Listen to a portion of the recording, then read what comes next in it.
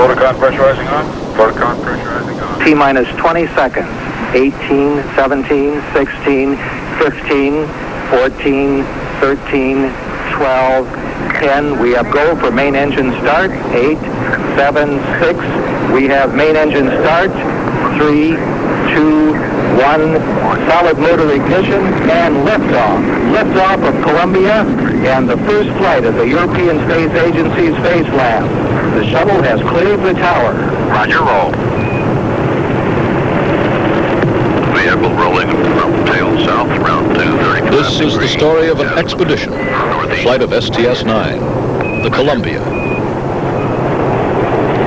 And these are the explorers: John Young, the commander; Brewster Shaw, the shuttle pilot; and the scientists, Drs. Ulf Merbold, 20 miles, Byron Lichtenberg, 18 miles downrange, Robert Parker, and Dr. Owen Garriott, an astronaut who also is amateur radio operator W5LFL. Roger on the PC. This is an expedition to probe the outer limits of science and amateur radio's newest frontier.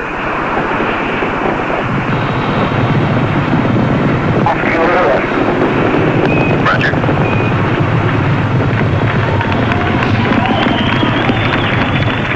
Space is the new frontier, finally made available to everyone by a flying machine, the Space Shuttle. In orbit, astronauts floated effortlessly into the Space Lab to fire up $1 billion worth of scientific equipment.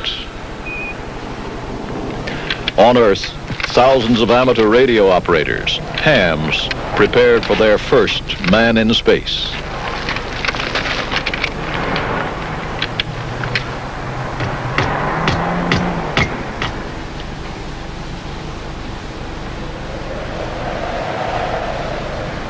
I've never seen the ham radio community so excited. For the first time, we're actually getting to talk to somebody live in space. The 1980s marked the true beginning of the space age. Astronauts work and play in orbit.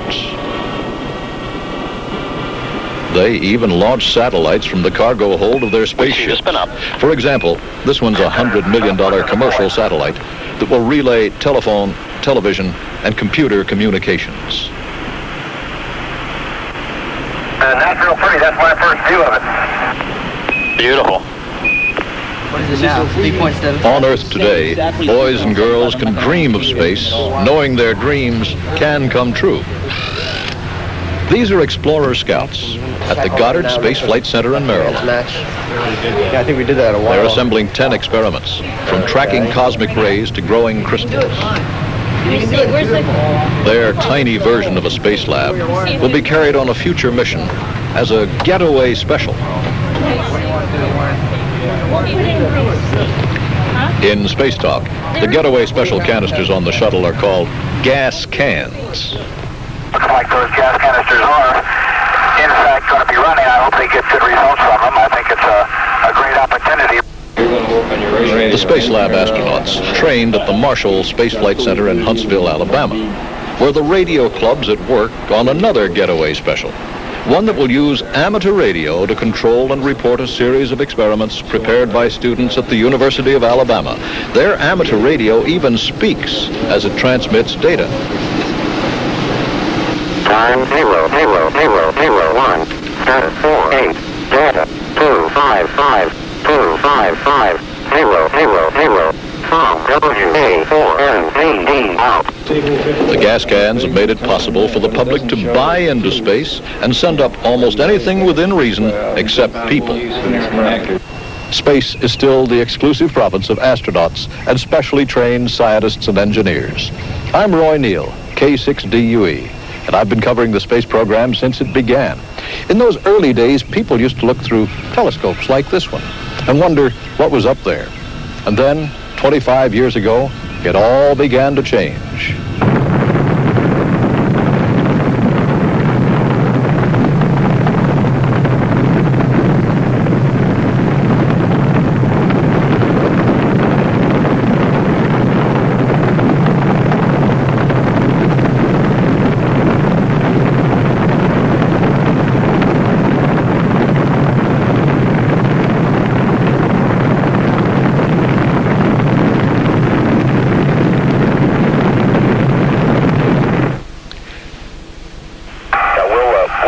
The huge holds of today's space shuttles can carry as much cargo as an 18-wheeler rolling along the highways. They've opened the doors of space. But the real explorers remain the astronauts, the highly trained professionals who use computers to fly their spaceships and high technology to develop new ways of using space to better our way of life. And until the flight of STS-9, the communications links remained exclusive. Astronauts only talk to astronauts between mission control and orbiting spacecraft. Okay, I activated it at 2 days, 20 hours, 43 minutes, and as soon as we started the system status check. Get that Navy stuff mixed up. We can tell you're steely-eyed from here. During the expedition of STS-9, for the first time the astronauts talked directly to scientists who were in a special control center in Houston, using NASA channels. It was still very official. About 1 meter for the decay rate, so I can't see any decay in the first meter or so. It's just too much of a single bright flash. And Space Lab Marshal, Bob, you made our day down here. If you can copy, we're hearing nothing but superlatives from the CPAC team. One of the astronauts, Dr. Owen Garriott, also was given permission to talk informally, using ham radio during time off.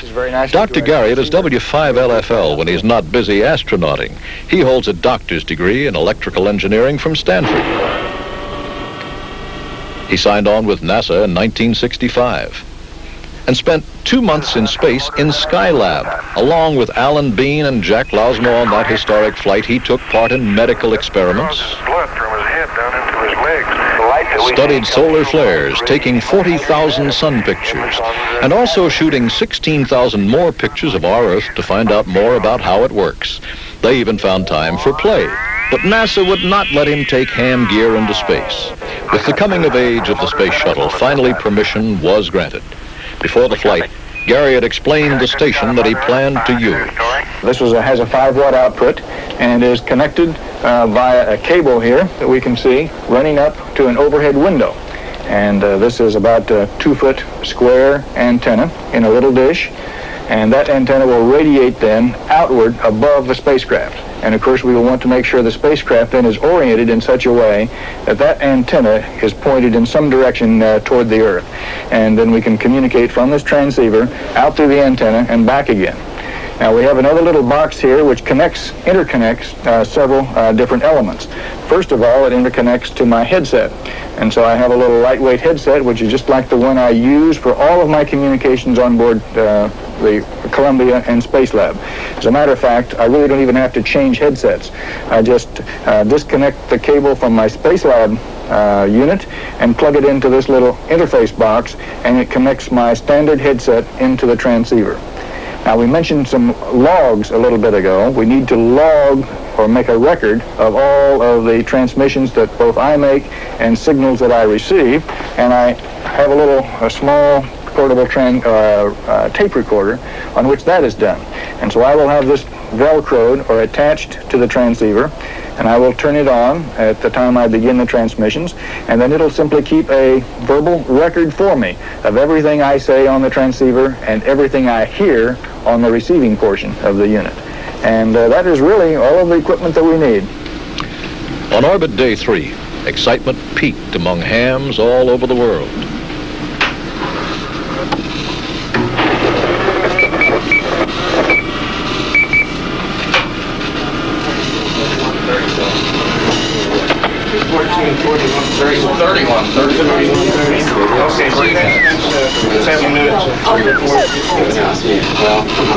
Somebody on 5-5.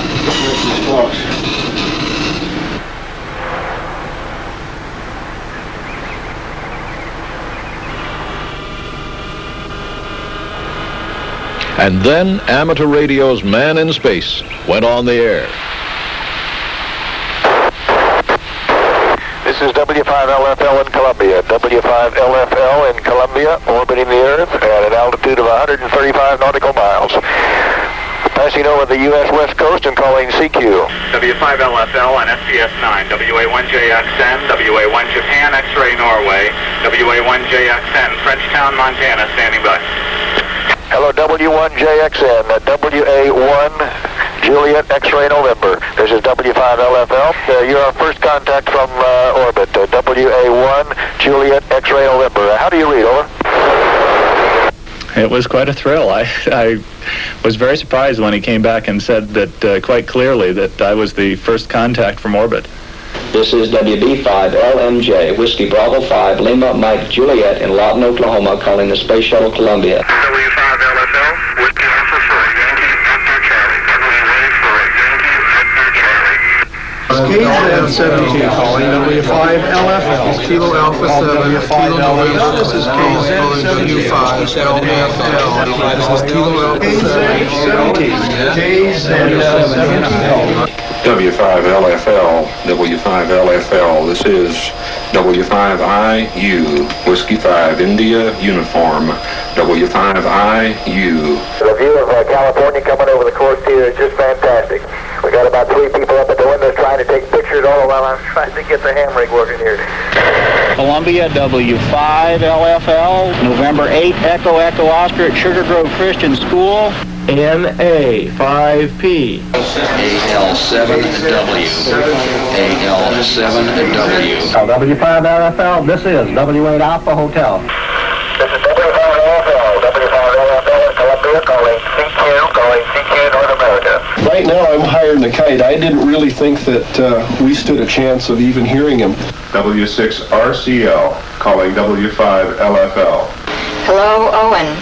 KD6YG. Calling CQ for Europe. Calling CQ Great Britain and the rest of Europe. This is W5 Lima Foxtrot Lima in the spacecraft Columbia. GB3RS, Golf Baker 3, Romeo Sierra. Kilo Bravo 1 Oscar at Avery Street School, calling W5LFL. This is KB10.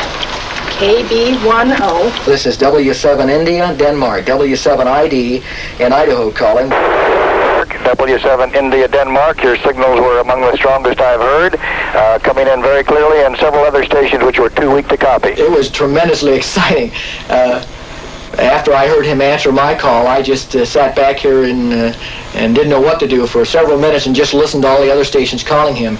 About 4 minutes later, my family upstairs heard me jump up and let out a large war whoop. The reception up here is pretty weak. I was not able to pick out as many stations as I wanted, but certainly I was hearing them all the way from California to Mexico City, and then a little bit later down into Chile and Argentina. Can't believe it. Owen Garriott, W5LFL, may have been the first amateur radio operator in space, but ham stations have been flying around unmanned up there for years. There's even an organization, the Amateur Satellite Corporation, AMSAT, that builds and operates them. They're called Oscars, orbiting satellites carrying amateur radio. Built by amateurs from all over the world, there have been 10 of these little communication satellites, becoming increasingly more capable and sophisticated over the years. They're used to relay or repeat ham signals from one side of the world to the other. AMSAT coordinated frequencies and shared technical responsibility for Garriott's STS-9 mission with the American Radio Relay League, the international organization that represents 400,000 amateurs in the United States and Canada. Remember these? Vacuum tubes, big ones. 80 years ago, their invention revolutionized the world of radio. Today, it's solid-state electronics, computers, microprocessors, games.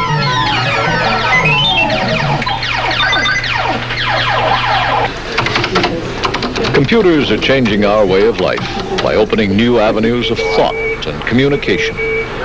Once, amateur radio operators opened the world of shortwave by pioneering new ways of using tubes. Today, their basic equipment is mostly solid-state, transistorized, while computers make radios easier to operate. There are many specialized forms of communication, among them amateur TV.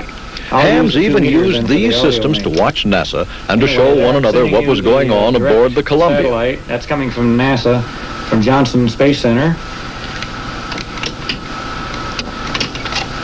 There they are, right in the space shuttle right now. Hams use teletype. Hi, Bill. This is WA6PEA. Good to hear you. And repeaters, mountaintop relay stations that receive weak signals and retransmit them from handheld and car radios to give them louder voices and longer range. But most of all, ham radio operators are communicators. Each has a distinctive identification, a call sign. The late president of the ARRL, Vic Clark, was W4KFC. There are about 1.5 million radio amateurs in the world, all licensed by their governments to operate on assigned frequencies that are agreed to internationally.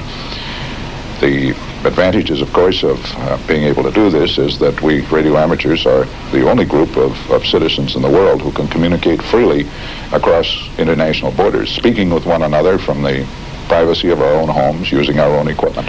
The ARRL is headquartered in Newington, Connecticut, where it operates a powerful radio station that transmits news and information, including code practice, in a worldwide service. Its call letters are W1AW. It publishes QST, a ham magazine devoted to telling amateurs what's going on in their world, and other publications such as a handbook and books on how to get a license. The league's general manager is David Sumner, and his call is K1ZZ. Receiver at home. It is a technical hobby, but it's not one that that really should scare people away. Most amateurs today are using equipment which is manufactured. They assemble it into a station which meets their particular needs, but this isn't any different than, for example, the hi-fi enthusiast who has a wide variety of equipment available and puts together the components that meets his particular needs. And I don't think most of us regard hi-fi as being that technical that we would shy away from it for that reason. W1AW, the league station, is elaborate, but most hams have smaller stations at home. They share the motivation that once led Owen Garriott to become a ham. The Johnson Space Center Ham Club here in Houston, Texas, and just Owen still enjoys operating as he remembers how he got into ham radio. I was still in high school, and my dad came home from work one day and said, a friend of his up at the office was going to be teaching a code class, and would I like to come along with him? And so at that point, having nothing too much else to do in the evenings, I started going to code class with my father for a period of, I guess 3 or 4 months at the Enid Amateur Radio Club, still in existence, W5 Hot Tea Kettle, in Enid, Oklahoma. And then a few months later, he said, well, this friend is also going to be teaching a theory class down at the local high school, and would I like to come along to that?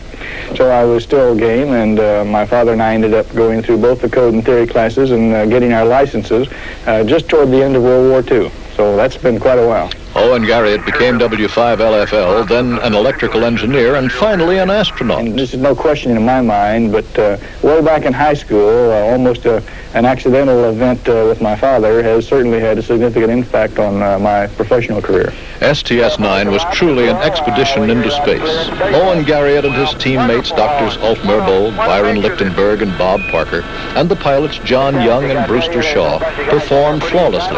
They even stayed up there an extra day for a total of 10 to get maximum mileage from the spectacular space lab. We're looking now at They studied stars in the sky, star field. Garriott now studied their own bodies as they adapted to weightlessness. Which is already attached to the floors. They showed us the Earth as seen from Columbia. Behind the Space Lab module. Michael, I guess we're coming over the west coast of the U.S., and we say hello to all the people down in Oregon. Roger that. There's a lot of good snow down in the mountains in Oregon. Ski season is fast approaching. Hey, firm, we'll have to get together on that a little bit after the mission. Well, I wish you good luck for the melting of the silicon rod. We looked over their shoulders to see what happens to molten chemicals. We even saw extreme close-ups of eyes while the astronauts put their heads in a box-like device to see if they got dizzy or sick, and at times the eyes did show the effects. Following that. The 10-member The Space Lab was built by a consortium of European nations. Thermal shielding of the Space Lab module. This is one heck of a conference call. President Reagan in Washington and West German Chancellor Helmut Kohl in Europe congratulated the crew. Peace of mankind. I know Chancellor Kohl agrees with me that this shuttle mission, with its German and American crew, represents the highest aspirations of our two people. When he wasn't working in Space Lab, Owen Garriott also found time to put on a spectacular demonstration of amateur radio. He talked to more than 300 stations all over the world, and some of the contacts were special. To his sons, standing by at the Johnson Space Center in Houston, and he spoke to his mother while flying over Enid, Oklahoma. Oh, hi, son. Hello, Mother. How are you this afternoon? Glad to talk to you. With the help of Australian ham station VK1 ORR and fellow astronaut Joe Kerwin, W5LFL even staged a demonstration of the way in which ham radio could be used in emergencies as backup spacecraft communication. W5LFL, W5LFL, this is Houston. We hear you loud and clear, Owen, and have a super backup comm system. How do you copy us? Standing loud and clear, one of the best stations that we've heard ever since we've been in orbit. They're looking right straight down over Melbourne at just about this moment, this very moment. And we just wanted to establish the fact that we could maintain a backup comm here. Garriott talked to some well-known amateur stations during his more than 4 hours of amateur communicating. The League headquarters station, W1AW, was one of them.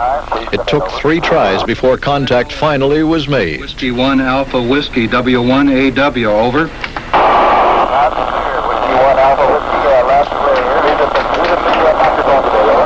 This is Senator Barry Goldwater, K7UGA. Uniform Golf Alpha, copy, Owen.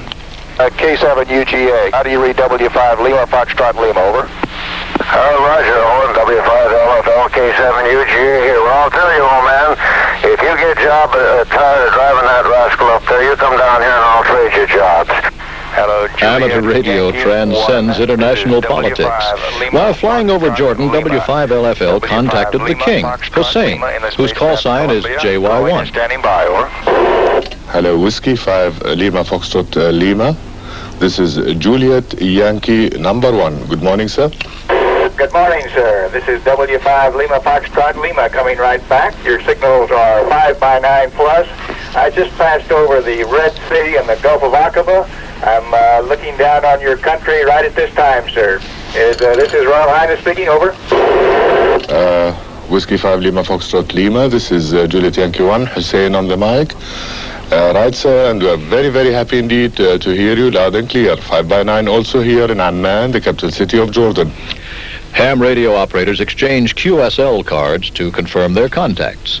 King Hussein's is a prize, but for a change, the king really wanted one from the other station, so he sent his JY1 card for personal delivery by Carl Smith, W0BWJ, the president of the American Radio Relay League. And congratulations on all of your work. Thank you, Carl. It's a real pleasure to have a chance to talk with as enthusiastic a ham as is Juliet Yankee number 1. League headquarters was deluged by thousands of cards that came in from all over the world, from the operators who had called the Columbia or heard its signals. The fraternity of amateur radio embraced the experiment of a ham in space enthusiastically, perhaps because most amateurs look to space as an integral part of the future of their hobby and its service. When future astronauts go up to man-orbiting space stations, colonize the moon, and explore Mars, they will take communicators with them, including, of course, ham radio operators. These are some of the projects on the drawing boards of NASA. Wild looking? Perhaps, but not really, when compared to the Space Shuttle in the perspective of 50 years ago, when a comic strip character, Buck Rogers, was the model of an astronaut. One person in every 550 in the United States today is a ham radio operator, but a much higher percentage than that can expect to be part of the action in the future. Hams envision base stations on the moon, where exploration may be shared with NASA communications. The United States space program has a future, and ham radio should be a vital part of it. Owen Garriott's flawless performance in STS-9 has set the stage. I think the principal impact will be as a demonstration to the hundreds of thousands of amateurs and hams, not only in the U.S. but all over the world, that they can indeed play a personal role in space activities. They've been doing it to some extent via the unmanned satellites, Oscar, which operate as repeaters, but now there'll be a chance for people, persons to really be involved in two-way communications from space. 17,000 feet, coming coming down at 128 feet per second, 10 miles from the runway. STS-9 was only a beginning. Flight Dynamics Officer The communicators of amateur radio are truly on their way to the new frontier of space, and no one can predict exactly how far they'll go. Roy Neal, K6DUE. Very large turn around the heading alignment circle, 309 degrees.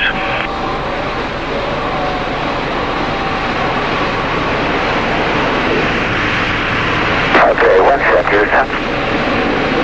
Roger, surface winds are calm. 10,000 feet, dropping 170 feet per second, 7 miles from runway. Columbia is on center line and on glide slope.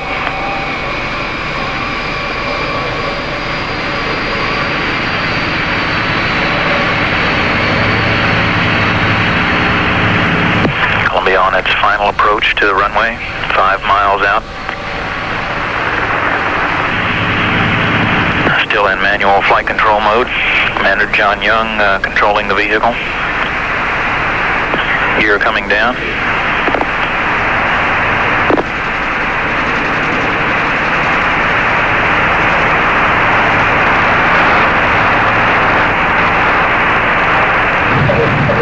And we have touchdown, unofficial touchdown time for the main gear, 10:07:47:23. Nose gear coming down.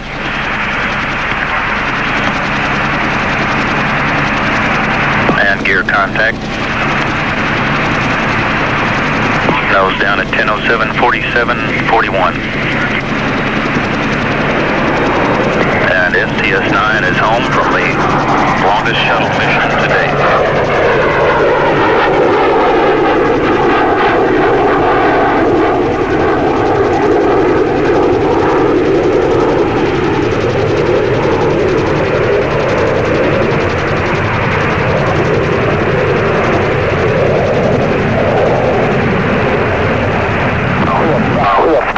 Columbia. Roger that, Columbia. Welcome home. Beautiful landing. The crew in the orbiter now throwing switches in the post-landing positions. For updates to the checklist. Okay, you ready for the ET umbilical doors, Houston? Roger, your go. Okay, the RJDs are safe. Roger, copy. RJD safe.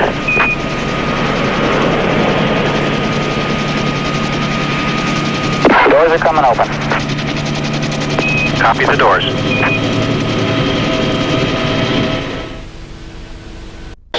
And amateur radio's newest frontier.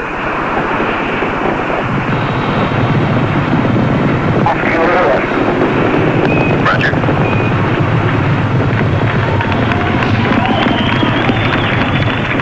Space is the new frontier. Finally made available to everyone by a flying machine, the Space Shuttle. In orbit, astronauts floated effortlessly into the space lab to fire up $1 billion worth of scientific equipment. On Earth, thousands of amateur radio operators, hams, prepared for their first man in space.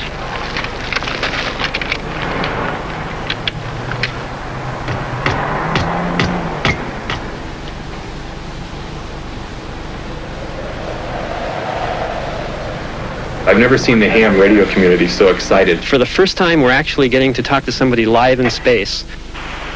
The 1980s marked the true beginning of the space age. Astronauts work and play in orbit.